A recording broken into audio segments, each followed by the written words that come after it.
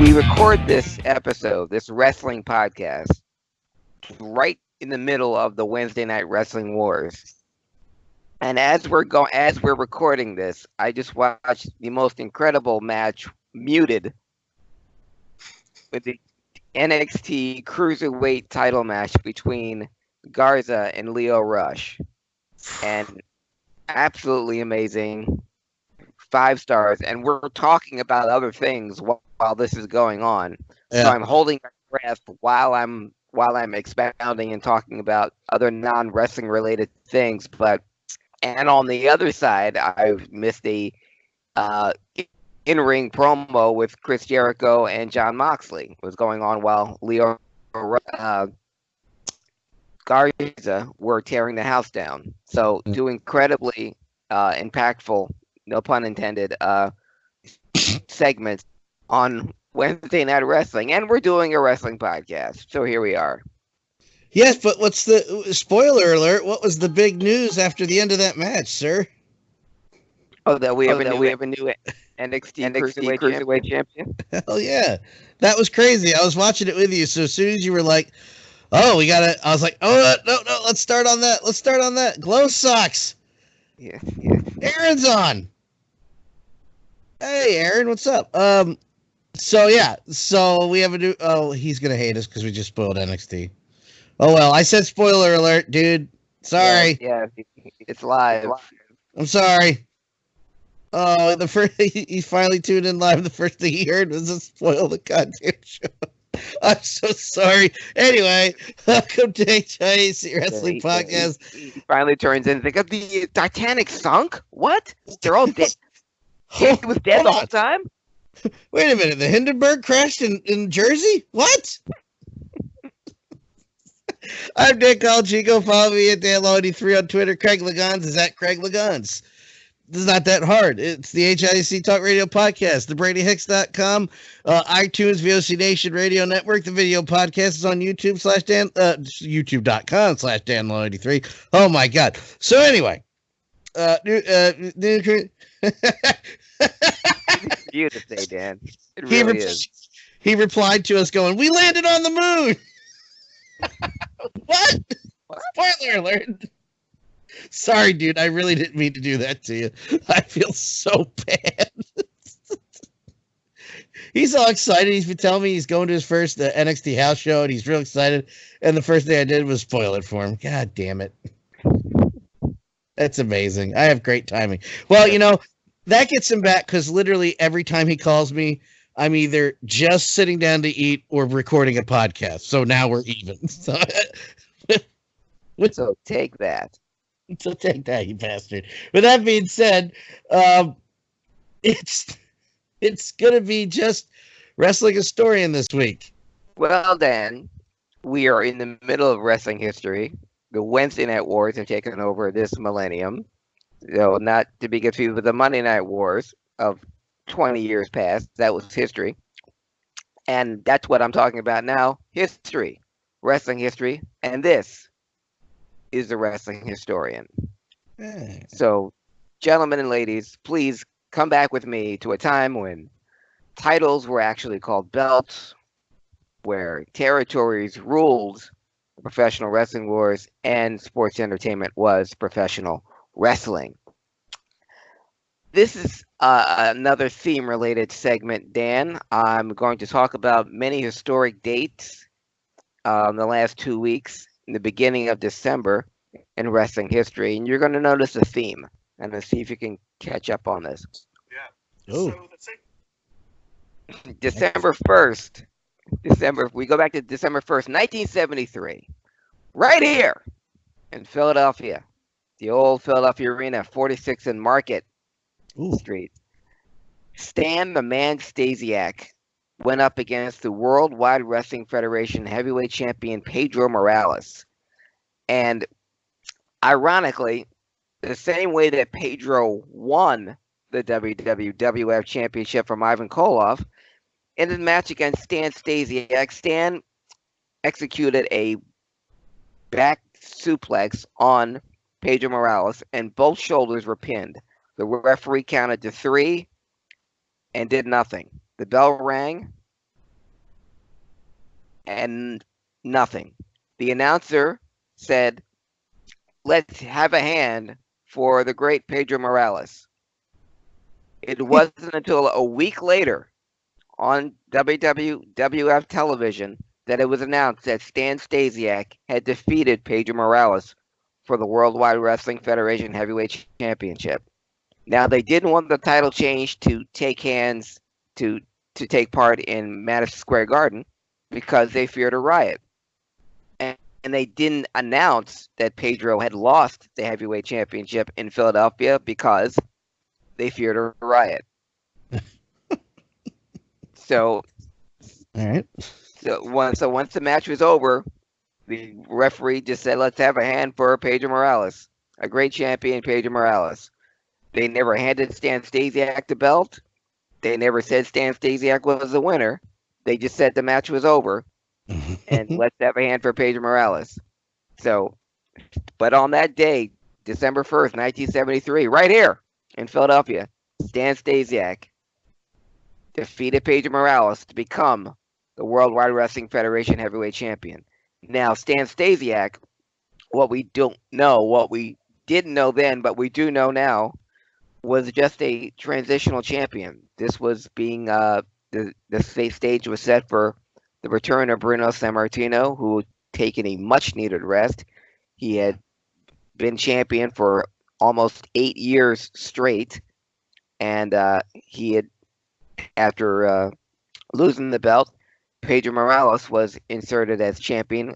Ironically enough, after Bruno lost to Ivan Koloff, a transitional champion, they wanted to get the belt from Bruno to Pedro, so they needed Ivan Koloff. And in this instance, they needed to get the belt from Pedro to Bruno, so you needed Stan Stasiak. So Stan Stasiak became the Worldwide Wrestling Federation champion December 1st, and he would only hold the belt for 9 days. Oh. So he would be, but he is and will always be a former World Heavyweight Champion. December 2nd, 1974, Dan, in Yamaguchi City in Japan, Giant Baba would defeat Jack Brisco for his first of 3 NWA Heavyweight Championships. Jeez. And Giant Baba became the first Japanese man to ever hold a professional wrestling world championship and American professional wrestling world championship. And he would defeat Jack Brisco, and he would hold the belt for 1 week. What?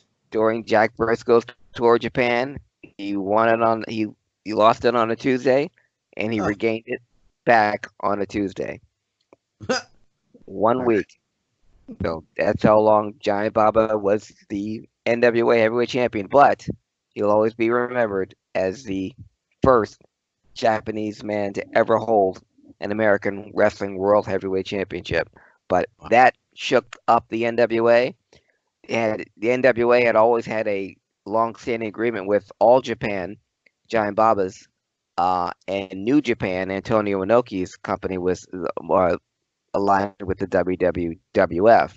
So, in exchange for all the talent that had been exchanged with Giant Baba's wrestlers, Giant Baba was awarded the NWA Heavyweight title by defeating Jack Brisco December 2nd, 1974, but will hold the belt 1 week.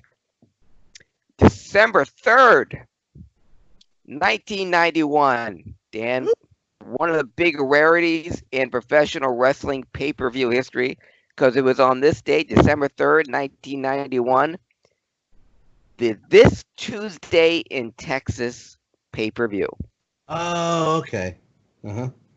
The rematch between Hulk Hogan and The Undertaker. And Hulk Hogan would defeat The Undertaker to regain the WWF Heavyweight Championship that The Undertaker only held for 5 days. Jeez. 5 days earlier, at the Survivor Series, November 30th, 1991, The Undertaker would defeat Hulk Hogan with some help from Ric Flair, making his WWF pay-per-view debut Ric Flair would take a chair, slide it into the ring, and the Undertaker tombstone pile drive Hulk Hogan on the chair, and would get to 1, 2, 3, and would defeat Hulk Hogan. 5 days later, this Tuesday in Texas, Hulk Hogan regained the belt by throwing the ashes of the urn that the Undertaker had in the Undertaker's face, blinding him, and Hogan would pin the Undertaker and regain the belt. So, another World Heavyweight Champion that was only champion for less than a week.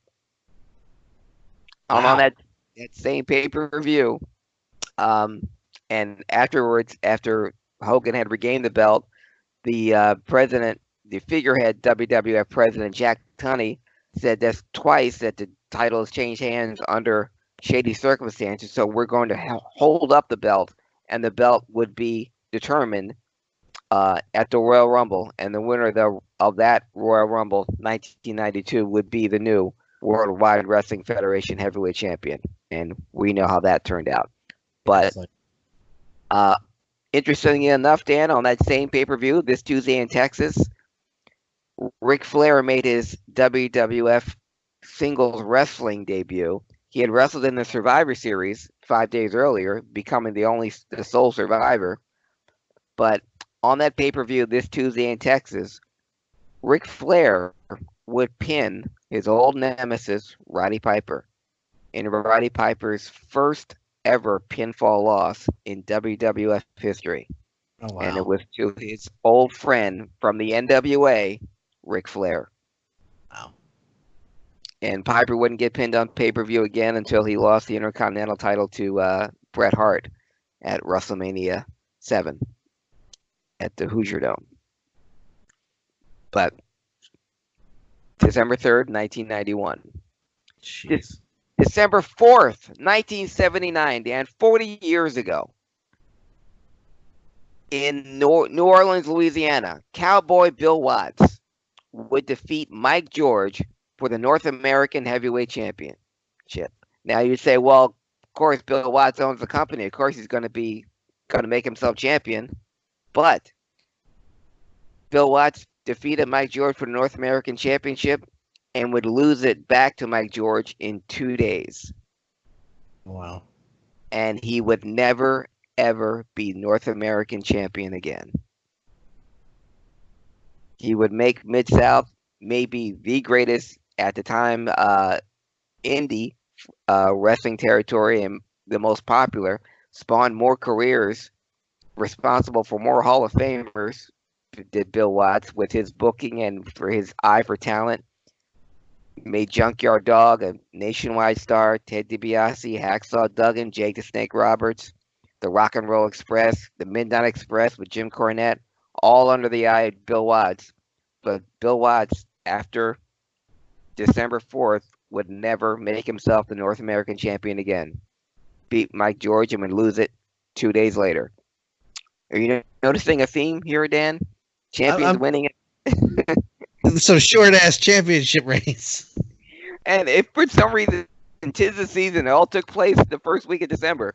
Take it off him. That's for a week. 5 days, that's enough. But fine. yeah, so the Undertaker's first World Championship was only lasted 5 days. Wow. I didn't remember it was that quick. I don't remember that. He won it on Survivor Series a year after he debuted. And thanks to Ric Flair, and they would lose it 5 days later on this Tuesday in Texas. I remember during the Survivor Series, they kept saying, and don't forget, this Tuesday in Texas, the pay-per-view, so they just had a pay-per-view on Thanksgiving night, and you're going to have another one on a Tuesday? Ah, you son of a bitch, Rick. Yeah. One thing I do want to point out on December 4th, more recent history. It's been 10 years, and I still can't believe it. This was 10 years ago, we lost a professional wrestler that the WWE still hasn't acknowledged. He's part of a long historic lineage in professional wrestling as far as wrestling families go. But December 4th, 2009, we said goodbye to Eddie Fatu, who you know as Umaga. Oh, that's right. Uh, What? Never mind. he died of a heart failure in a hospital in Texas. His time with the WWF was kind of checkered. He was part of 3 Minute Warning. If you remember him in the ECW, he was part of the Samoan Gangster Squad. He was Sammy Silk along with Big Matty Smalls, his cousin. He was the legitimate brother of Rikishi. And when he became part of 3 Minute Warning after he left, he came back as Umaga, by his manager, Armando Estrada. That's right.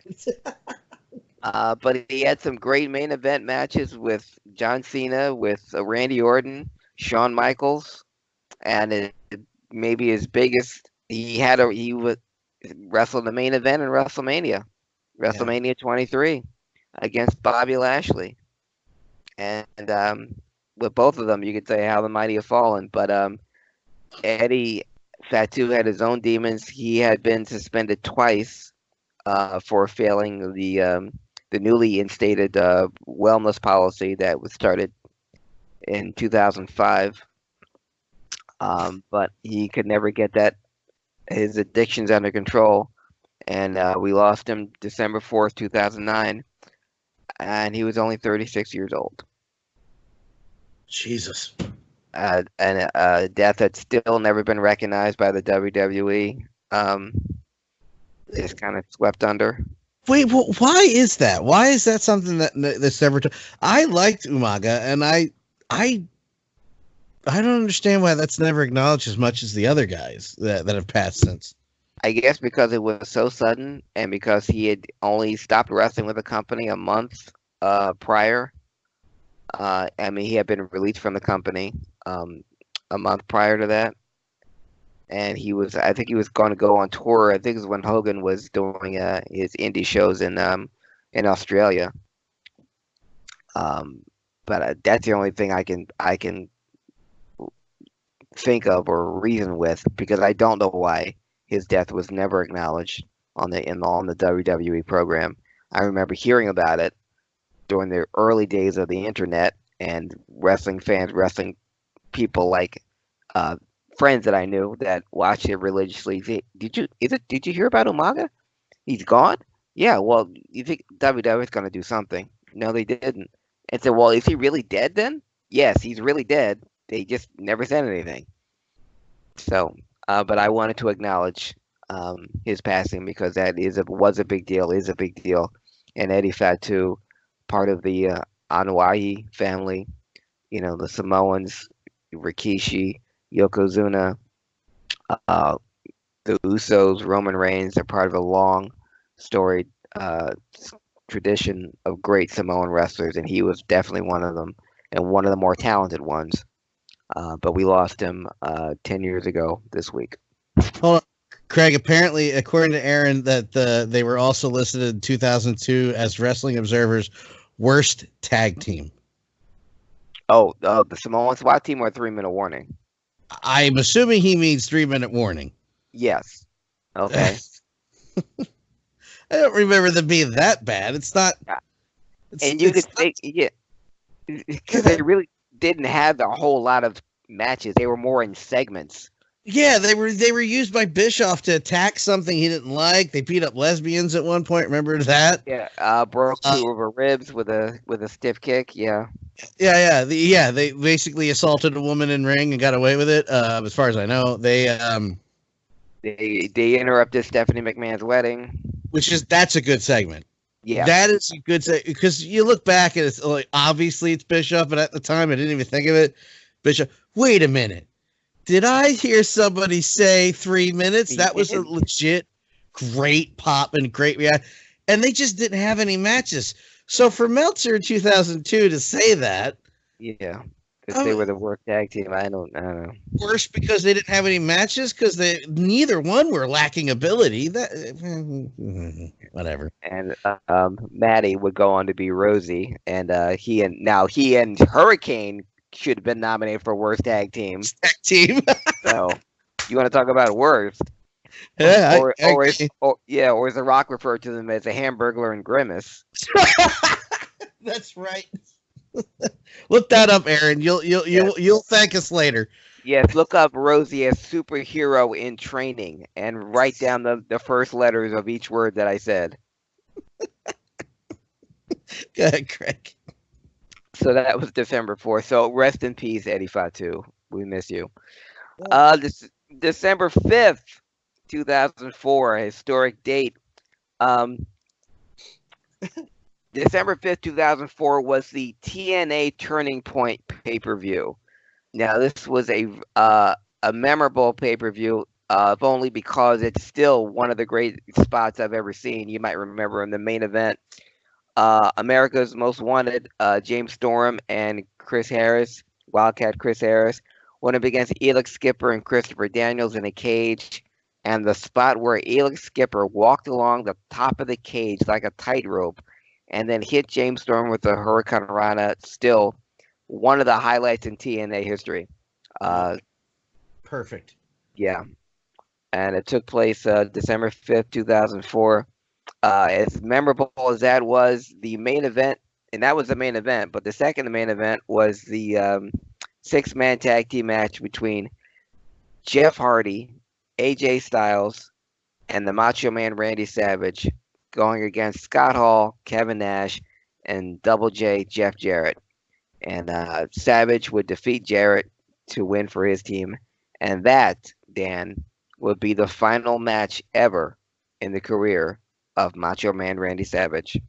If there was a guy who didn't deserve to go out with a fizzle instead of a bang, some sort of acknowledgement in ring, some written into a segment, something, it's Macho Man Randy Savage. And I'm going to use this opportunity with Aaron listening now, and other listeners because there's a few unregistered listeners watching on Twitch right now, and who will be listening to the podcast and watching the video later.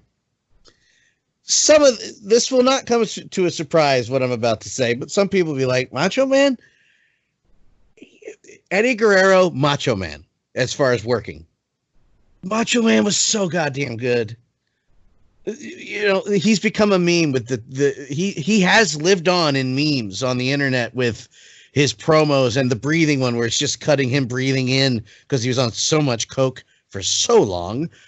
Preston and Steve tell that favorite story when they were in Y100 where him in 99, when him and Gorgeous George came into the studio, do the interview.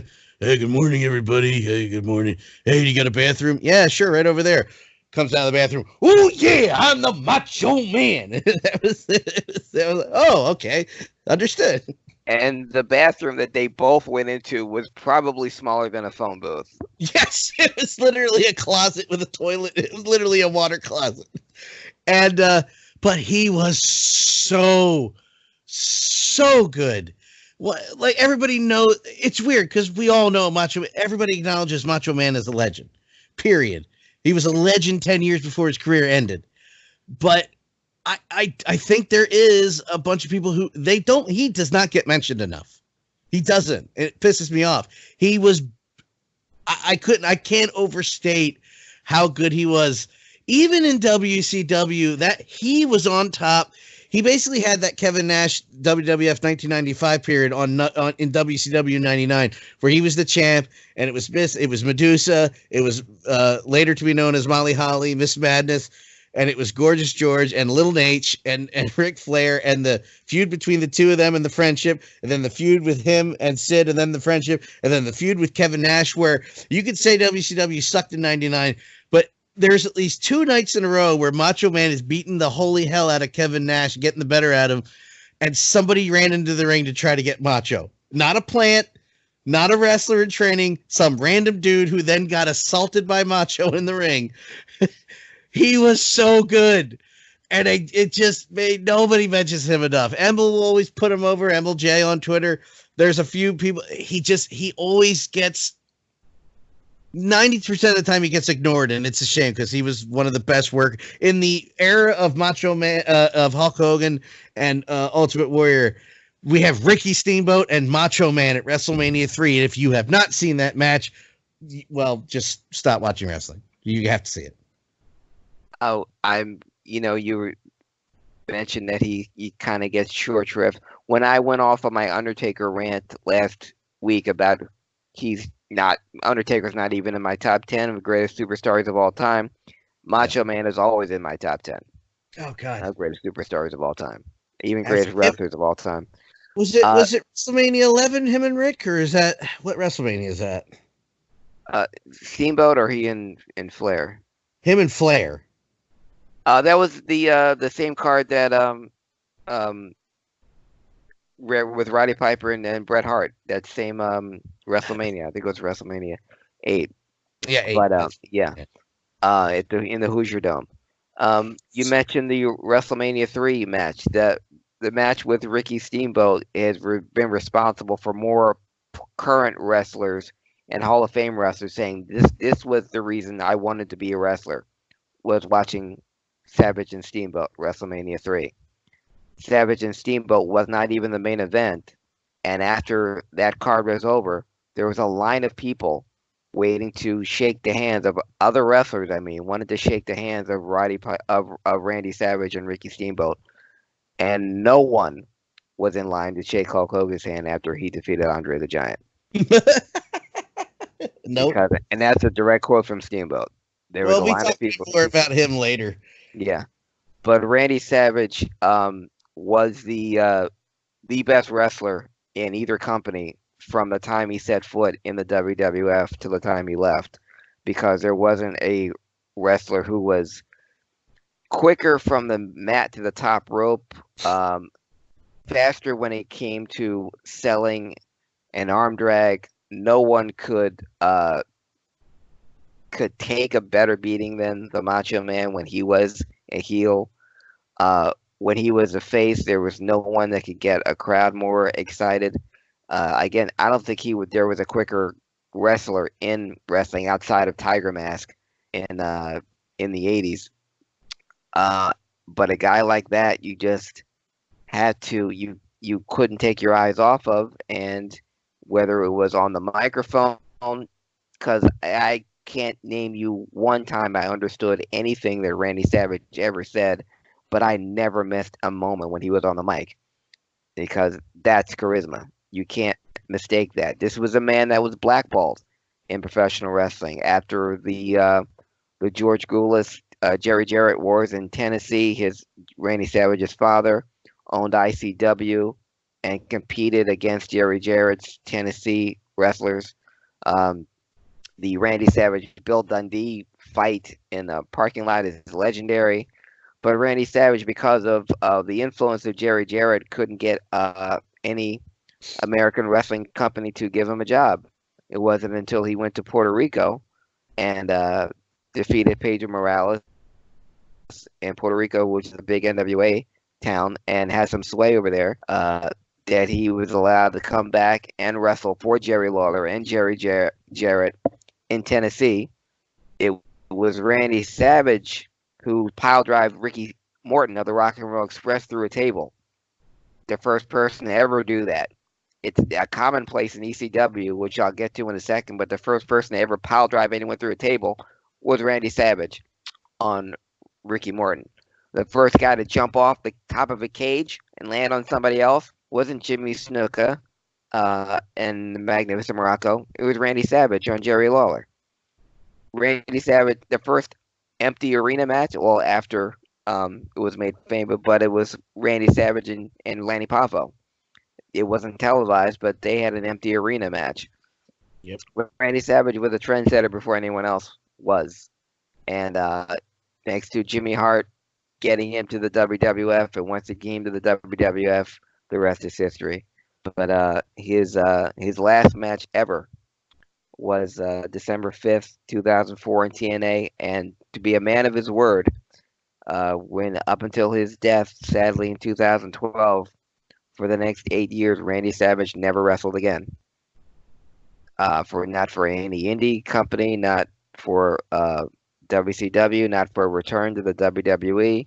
Randy Savage, like so many wrestlers before that didn't he that before him when he retired, he stayed retired. Ugh. I firmly believe if he was still with us, I think he would have obviously would have been in the WWE Hall of Fame.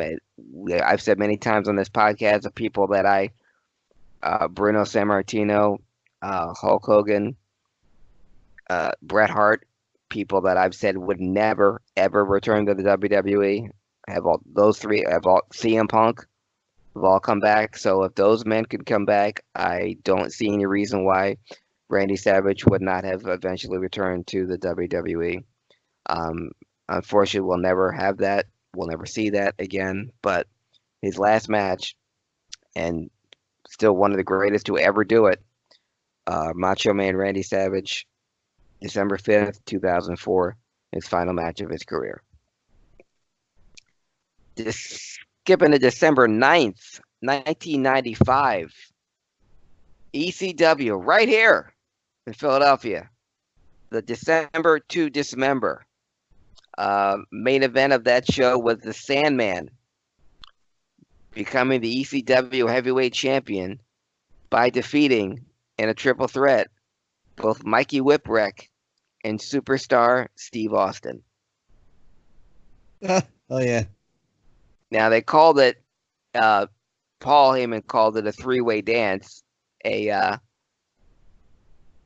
match that he stole from Jim Cornette and Smoky Mountain, called it a triple threat match. But unlike what the triple threat matches in today's wrestling climate, this ECW triple threat match was the kind that Jim Cornette booked, which meant that to win a triple threat match, you had to pin both wrestlers. After a wrestler was pinned, he was eliminated, and the match continued. Steve Austin would pin Mikey Whipwreck to avenge his earlier loss to Mikey Whipwreck, but then Steve Austin would get pinned by the Sandman. And that would be Steve Austin's final ECW match. Steve Austin's time in ECW, he only wrestled 2 matches, and he lost them both. One to Mikey Whipwreck and this one to the Sandman.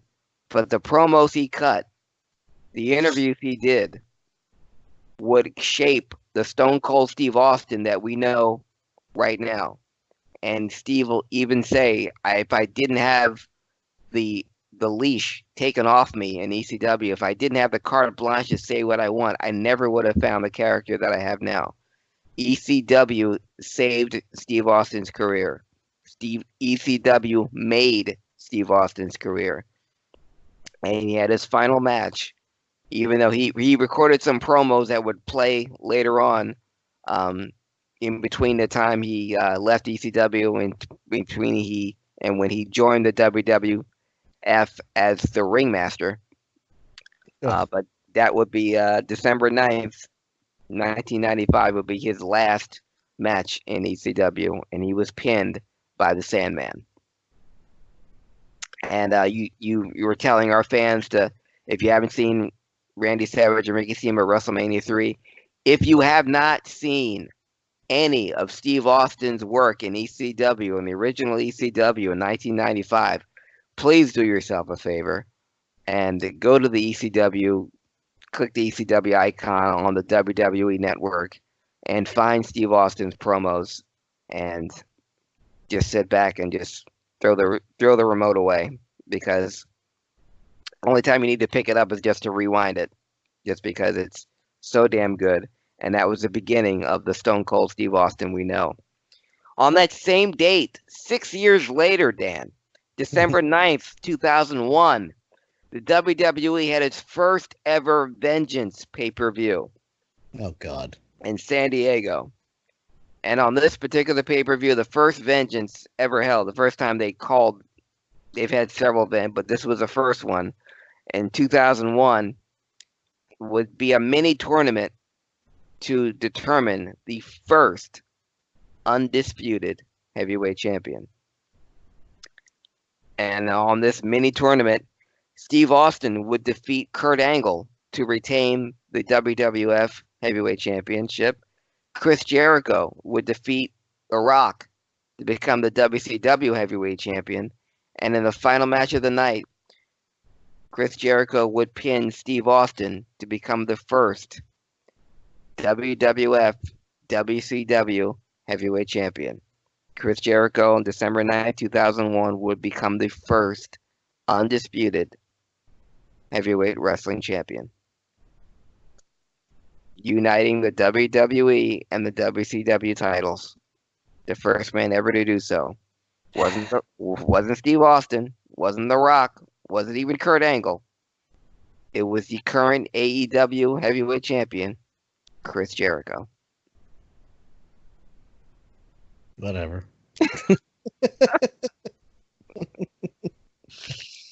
Finally, Dan, December 10th, 1972. Got to go to Wisconsin. And an opening match on December 10th, 1972, George Scrap Iron Gadaski went to a 10-minute draw with Ric Flair. Okay. In Ric Flair's professional wrestling debut. Ah, okay. I was like, it's got to be a debut or like his first title or not champion, not world championship, but like minor title match ever. This was the guy wearing the sunglasses and was twice as thick. Yeah. December 10th, 1972. 47 years ago, Ric Flair wrestled his very first match. Wow. 10-minute draw. December 10th, 1975. This is a year after he lost to Giant Baba. December 10th, 1975 in Miami. The bad week for Jack Brisco because Jack Brisco would lose the NWA Championship for the final time to Terry Funk. Oh. And Terry Funk made history becoming the first set of brothers to ever be the World Heavyweight Champion. His older brother, Dory Funk Jr., was the NWA champion from 1971 to 1973. Well, younger brother Terry would pull off the upset and defeat Jack Brisco for the NWA heavyweight title in Miami, Florida. Terry Funk would hold it from December 10th, 1975 to 1977, and he would carve out a legacy that still remains to this day as one of the greatest wrestlers, workers, promo guys ever. And his career would span another 40 years from the NWA to Memphis to Florida to ECW, putting ECW on the map, to the I Quit match with Ric Flair, to the hardcore matches he would have in WCW, to holding one half of the WWF Tag Team title as Chainsaw Charlie with Cactus Jack, to getting choke slammed out of his shoes to the Undertaker during the Hell in a Cell match where Mick Foley was thrown off the top of the cage. 40 years of Terry Funk, and he was only the World Heavyweight Champion once for his entire career. But it happened yesterday, December 10th, 1975. Terry Funk would become the NWA Heavyweight Champion. Terry Funk will always be known as a former world champion. Terry Funk will be known as one of the greatest wrestlers of all time, but only world champion once. And that's all it takes to make a career. To be a champion, it only takes one time, like a Stan Stasiak. But to take that one championship and to make a whole career from your character, from your longevity, from your guts and your personality, no one but Terry Funk could do that. Nope. And that, my friends, is a wrestling historian. Good stuff as always. I like catching up on the Wrestling Historian. I think the only other week we're going to be off is before the end of the year is Christmas week. So I think we have 2 more episodes and then done for the year, and then we'll reconvene sometime after New Year's Day with another catch-up Wrestling Historian, which, when there's a lull, because I haven't watched wrestling in 2 weeks, to be honest. Bits and pieces. Yeah. I've seen the YouTube stuff, but I'm just been traveling, and it's been real busy at work, so I haven't had time. In fact, this is the first full wrestling show I've watched while recording this is NXT. However, I did see the news. Of course, it was all over the place that the WWE has announced the first nominees. Is that the word? Well, no, because it's not like the Rock and Roll Hall of Fame. You can have nominees and they won't get in, but if everyone they're announcing, they're in already. It's inductees is the word I was looking for. That's it. Yeah. For the 2020 WWE Hall of Fame, and I'm baffled on one and not so baffled on the other. But let's talk about the one I'm kind of baffled on, and you're going to correct me, and that's fine. Batista. I love Dave. As do I. What? This is obviously a So you're not going to correct me? Well, no, he shouldn't be in the Hall of Fame. Oh, I agree. we totally agree. I was getting ready to explain. This is just a Hollywood grab. I guess. I don't believe he should be in the Hall of Fame, but so many people that are in the Hall of Fame are not Hall of Fame worthy. He's had a stellar career in the WWE, many-time world champion, a headline several WrestleManias. Yeah. And during his time there, he was as close to a Brock Lesnar type champion as there was. He got great numbers. He drew a ton of money. Especially now, the credit I will give him, that does not make him a Hall of Famer, but still to have the level of success he had at such a late age, because he didn't start wrestling until in his mid-30s, where a lot of guys are on the final end of their careers. He started very late in his career, and just the look that he had and how he was used. But credit Jim Cornette, looking at making him a Leviathan, and his original gimmick, he looked a cross between Goldberg and Steve Austin. Total bald head, the tattoos, the blue contact lenses, like a creature from the deep. Expertly booked, and then he goes to the WWE and becomes a deacon. But that's Johnny Ace, and that was the part of the many pronged attack to sabotage every good thing that Jim Cornette did with every wrestler in Ohio Valley Wrestling. I'm not editing this one out. John Laurinaitis is a booking asshole. Yeah. I'm leaving that one in. I don't care. I don't get it. I don't get I don't get it. But Dave Batista's start in professional wrestling was because of Jim Cornette. His booking and kind of covering up his shortcomings, and to book him effectively. He is like he should be, just a nonstop machine of destruction. Keep the matches short, make him go over, don't have him sell very little, and we'll make a career out of it. And he made a career out of it. Is it a Hall of Fame career? Not at all. But I've given up on why certain wrestlers are in the Hall of Fame and why they're not. This is this right now. It's pretty much the WWE Hall of Fame is akin to the Hollywood Walk of Fame. In the Hollywood Walk of Fame, you just need a written permission by certain people and a fixed dollar amount, and you can have your name on the Hollywood Walk of Fame. The amount of people who don't have their name on the Hall of Fame don't have a star on the Walk of Fame are the people that didn't pay or didn't want to have their name or just didn't fill out the paperwork to do it. Paul Newman isn't on the Hollywood Walk of Fame. Okay? Well, I didn't even think of that. Yeah. But in the WWE, you make a if you make a contribution or you glad hand Vince or you make some type of overture or you got a movie coming out or the publicity of putting a Hollywood star like Dave Batista in your Hall of Fame will only get more press for the WWE, especially if it's being broadcast on Fox this year and not on USA, the Hall of Fame ceremony. Then yes, Dave Batista would do you well to have him in. But no, is he Hall of Fame worthy? No.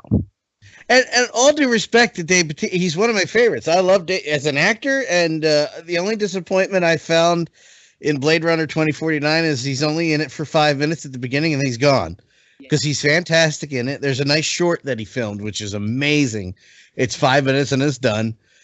Batista is cemented in forever by being Drax the Destroyer. That's it. That he could have never been a wrestler if he was Drax the Destroyer. That's it. It's over. But Hall of Fame, we're gonna sound like a-holes, and I'm sure anybody who likes Batista enough more than us are gonna give us messages about how much we suck. But I just that one I don't get. And I sign me up for more matches, of course, but I don't get it. I don't get it. Like I said, I've given up trying to make sense. But I said the same thing about Goldberg. I don't think he's Hall of Fame worthy. I think Goldberg is the Kurt Warner of professional wrestling. He had three really good 3 to 5 really good years. Does that make him Hall of Fame worthy? No, but it's not up to me. Kurt Warner's in the Hall of Fame, and he had 3 really good years. That's being generous. Yeah. The other announcement was the NWO. Mm-hmm. Now, we cannot argue the NWO. No, we can't. Go ahead. No. We can debate that it was an original story, because you and I know the truth that it was Bischoff got the idea for a similar storyline verbatim from Japan. From Japanese. I wasn't sure it was New Japan, right? Wasn't it? New Japan, yeah. But we can't argue the impact it had culturally on wrestling still to this day, why wrestling it is the way it is, why there is as much money as there is, why there's guarantee. There's a lot of things off TV that happen because of the NWO that have changed wrestling, arguably for better or for worse. So I get it. But once again, we have to sit through another Hulk Hogan. God damn it. God damn it. My only issue with the NWO going into the Hall of Fame, they should have gone in before D-Generation X, because if there was no NWO, there would be no D-Generation X. Absolutely. I can't argue that. I don't think there's any rational wrestling fan that would argue that with you. I don't know. It's one of these weird things where I can't take away the contributions Hulk Hogan made to wrestling. I mean, I can. I won't. Sports Illustrated, millions. I get it. Great. But why do we acknowledge crappy people like that still? I don't know. I'm not. Go ahead. And I'm all for putting the NWO in the Hall of Fame without having the members there or without someone giving a speech for it. Yeah. I don't need another year of Hall and Nash up there. I don't either. But if we're talking about factions and about what a faction has, the impact that it had on professional wrestling, the NWO changed everything. As far as factions being, they weren't the first faction. Four Horsemen, the Fabulous Freebirds, but they were the ones that put professional wrestling back on the map and made it a national thing, thanks to Hulk Hogan. But I mean, NWO got so big they changed the name of WCW to the NWO WCW. That's how big it was. This is, and they made the NWO shirts were everywhere on professional athletes from all sports. Yeah, everywhere. Huge thing. If this was the greatest angle in professional wrestling history, the NWO angle, which did not go away from Bash at the Beach, 1990 whatever, till early 2000, 1996 to the early 2000s. That's a 6-year run on one angle. And it seems like every person on the WCW roster in those 6 years was on the NWO at some point, or some offshoot of the NWO. Wolfpack, Red, LWO, the BWO. Do we count WO though? No, the Job Squad, but I mean, it all started because of the NWO. And you cannot ignore the impact they had on professional wrestling as a whole, and just in sports. Yeah, I'm tired of acknowledging Hogan. But believe me, if there was a way I cannot acknowledge Hulk Hogan when I'm talking about the history and the popularity of professional wrestling, I would love to, but unfortunately, we can't. And now I was thinking the NWO mark is anyone. I'm sorry. No, I'm sorry. That's my fault. I was watching you and I still talked over you.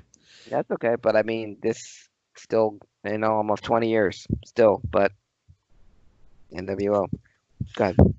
Let's acknowledge the Hogan thing for a second. Nash and Hall come in, literally change wrestling within 2 weeks. Period. End of story. That's the short version of it. And then a month later, maybe 2 months later, Hogan changes history of wrestling forever and ever. Again, it shouldn't be overstated. It is a great moment, and it is you can hear it in your head. I know you can. I can. Exactly how it goes down. My heroes, Macho and Sting. Not so much Lex Luger. Who cares that he was out of there? I'm glad he got hurt and he was gone. F you, Hogan. I mean, F you. Yeah, well, both of them. Lex is gone. Sting and Macho. Freudian slip, but it fits, Craig. Macho and Sting are handling their business. Low blow. Everybody's down. Hogan comes out. The real hero of this whole thing, I'm going to switch from Hogan because, listen, it revitalized his career. Everybody was tired of happy, say your prayers, take your vitamins, red and yellow leg drop, vomit-inducing Hulk Hogan. It's the only time I liked Hogan is when he was Hollywood. I liked bad guy Hogan. Even when he came out and did 20 minutes of the worst kiss-ass egomaniac, Hulkamaniac Hollywood promos every Monday night, I still like that. I'll watch that better than I'll ever watch a Hulk Hogan promo, quote unquote. But the real hero in all this is Bobby Heenan. I will never not bring up Bobby Heenan because people, that woke culture that say Bobby Heenan ruined that moment. Bobby Heenan made a career that last 10 years from 85 to 96 telling everybody what a piece of crap Hogan was. What a disgusting, obviously is a heel, what a disgusting, vile human being Hogan was whenever he fought one of his boys. Every single time. And he was the only one, when Hogan comes through that curtain, that says, yeah, but whose side is he on? Because he knows what a vile, garbage, crappy, disgusting human being Hogan was. And he was right. And that, what I've been saying all these years. One of the greatest B plots in a wrestling angle is Bobby Heenan crapping on Hulk Hogan while we booed him for 12 years, and then him being right in the end. What a surprise. We always talk about the crappy things WCW did, but we don't talk about how perfect every aspect of that NWO, other than Nash using the word adjective when he clearly didn't mean that. Every aspect of that angle from start, not necessarily to fit it to the end of 96 was perfect. Everybody. It changed Sting's life for the rest of his wrestling career. Literally. The only thing I don't understand, and again, I put this up with Batista, and you can expound on the Heenan thing, obviously, go right into my last point. 6? Really? What? X-Pac should be in the Hall of Fame just because of little guy he's one of the best wrestlers that not as high as Hogan. Excuse me. Oh my God, that was wrong what I just said. Not as high as Macho, nowhere near Macho and Eddie Guerrero. X-Pac's an amazing wrestler, and he doesn't get enough credit to these days. So I'm all for him getting in that way. But I don't think 6 when I think NWO. I couldn't be any clearer. I'm an X-Pac mark, but I'm a 6-Pac mark, but I don't get the NWO thing other than they're friends. I will say, the Bobby Heenan Hulk Hogan odyssey, but you have to understand this goes back 15 years. It started when Hogan and Bobby were both in the AWA. And when Bobby's men would go up against and this was right off of Hogan after Rocky 3, when he was the most popular wrestler in the world because he was in Rocky 3. He was wrestling in the AWA at the time, far from New York, far from the NWA. He's in the AWA selling out St. Paul, Minnesota Civic Center, with going up against Bobby Heenan's boys, tag teaming with Andre against Bobby Heenan's boys, and from the AWA to the WWF, all of Bobby Heenan's guys go up against Hogan, and Bobby would trash talk Hogan left and right, all the way to WCW. So 3 different federations these guys are going at, and the real life heat between those two. Obviously, they work well together. It would always be a great, at the end of a blow-off feud for Hogan to finally get his hands on that weasel Bobby Heenan. Much to the delight of the crowd, but there was some heat between those two because they never really liked each other, and Heenan's made no bones about not liking Hogan in any way. Since they work great together when in a wrestling ring. Either Heenan at ringside choking Hogan or tripping Hogan or doing something dastardly to Hogan, and to Hogan getting his revenge by slamming Heenan or doing something, but Heenan never liked Hogan. That's never been a secret. So him saying that at the Bash of the Beach, a great line, but also some would say, well, that was a great way to dig at Hogan, just to kind of take the wind out of his sails, and it worked. You said it perfectly, Dan. That was the B side, the B plot within the plot. That was the bigger angle within the angle was Bobby Heenan after 20 years finally being right. What have I been saying? What have I told you? As as the second leg drop of on Randy Savage again, R.I.P. Macho Man, going on. What did I tell you? What I've been saying about this man? What I've been saying about this man all these years? Classic Heenan. I'm not in a hurry to see X-Pac again in the Hall of Fame because this is personal for me, Dan, and I'm sharing this with you for the first time, and sharing this with our Twitch listeners and the people that listen to HIAC Talk Radio. I'm not in a hurry to see X-Pac again on the big stage because X-Pac's girlfriend is my ex-girlfriend. Not China? No. God rest her soul. He's dating. Yeah. I guess you can't say it. Yeah, but we're still friends. But when I found out she was dating, I was like, really? Wow.